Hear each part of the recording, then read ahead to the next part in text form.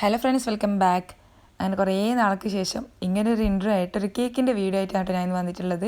ഇന്നത്തെ വീഡിയോ ഇപ്പോഴത്തെ ട്രെൻഡിങ് ആയിട്ടുള്ള കാൻഡിൽ ഗ്ലിറ്റർ ബ്ലോക്ക് കേക്കിൻ്റെ വീഡിയോ ആണ് കേട്ടോ. കുറേ ആൾക്കാർ ഇൻസ്റ്റാഗ്രാമിൽ മെസ്സേജ് ചോദിച്ചിട്ടുണ്ടായി ഇതിൻ്റെ ട്യൂട്ടോറിയൽ ചെയ്യാമോ. കുറേയൊക്കെ എന്തൊക്കെയോ ഡൗട്ട് ഉണ്ട്, ഇതെങ്ങനെയാണ് സെറ്റ് ചെയ്യുക, ഈ ഒരു ഇമേജ് എന്ത് സെർച്ച് ചെയ്താലും ഗൂഗിളിൽ കിട്ടാമെന്നൊക്കെ. അപ്പോൾ അതെല്ലാം ഇൻക്ലൂഡ് ചെയ്തിട്ടുള്ളൊരു വീഡിയോ കേട്ടോ. അപ്പോൾ നമുക്ക് പെട്ടെന്ന് തന്നെ വീഡിയോയിലേക്ക് കിടക്കാം.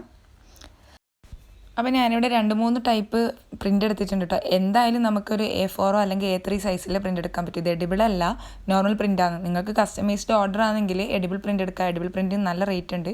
ഇതാവുമ്പോൾ നമുക്കൊരു 40 രൂപക്ക് ഒരു കാർഡ് പ്രിൻ്റ് കിട്ടും. അതിൽ തന്നെ ഇത് 4-5 ഇമേജൊക്കെ ഉൾക്കൊള്ളിക്കാൻ പറ്റും.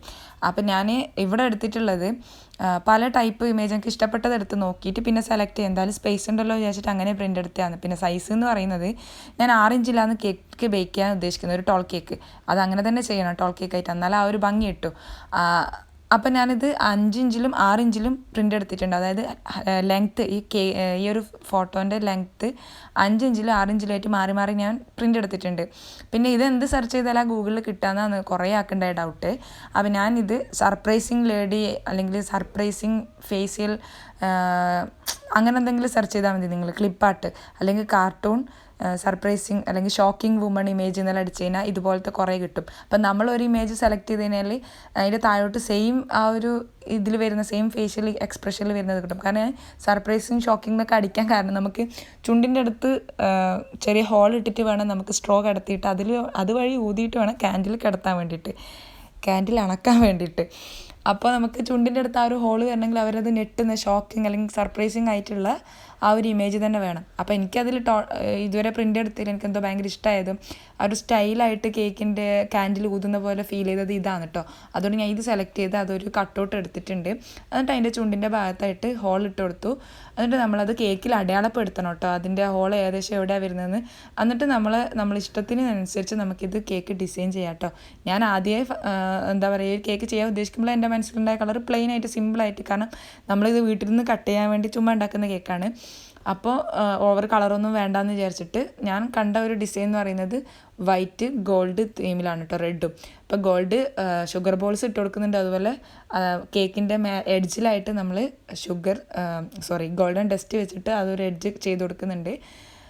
പിന്നെ ഗോൾഡ് ബോൾസ് ഇട്ട് കൊടുക്കും. പിന്നെ റെഡും വൈറ്റും ഫ്ലവർ വെച്ച് കൊടുക്കുന്നുണ്ട്.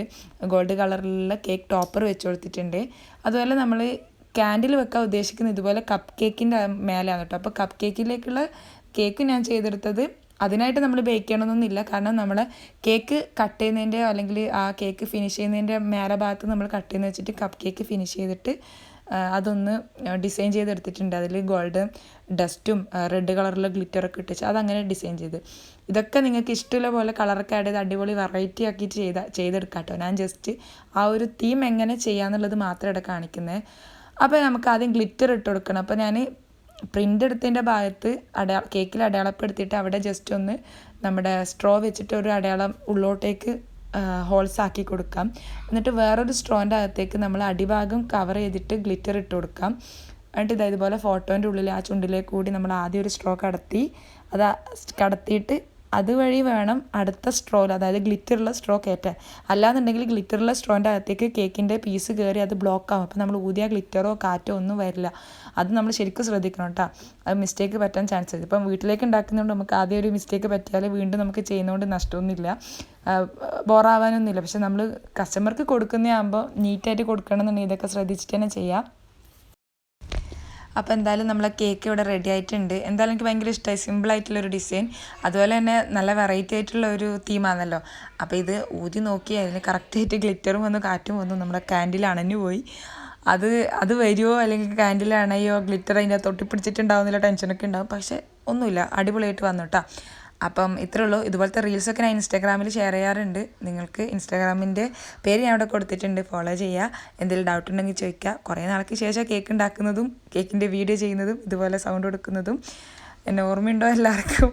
എന്തായാലും എല്ലാവരും ശരിക്കും മിസ് ചെയ്തിട്ടുണ്ട്. ഇതുപോലെ സംസാരിക്കുന്നത് ഞാൻ ഒരുപാട് മിസ് ചെയ്തിട്ടുണ്ട്. അപ്പോൾ ഇനി ഇൻഷാ അല്ലാഹ് നല്ല വീഡിയോസൊക്കെ ആയിട്ട് വരാം. എന്തെങ്കിലും ഡൗട്ട് ഉണ്ടെങ്കിൽ ചോദിക്കാം കേട്ടോ. ഇൻസ്റ്റാഗ്രാമിൽ മെസ്സേജ് അയച്ച് കഴിഞ്ഞാൽ റിപ്ലൈ ചെയ്യാൻ പറ്റും. അപ്പം ബൈ.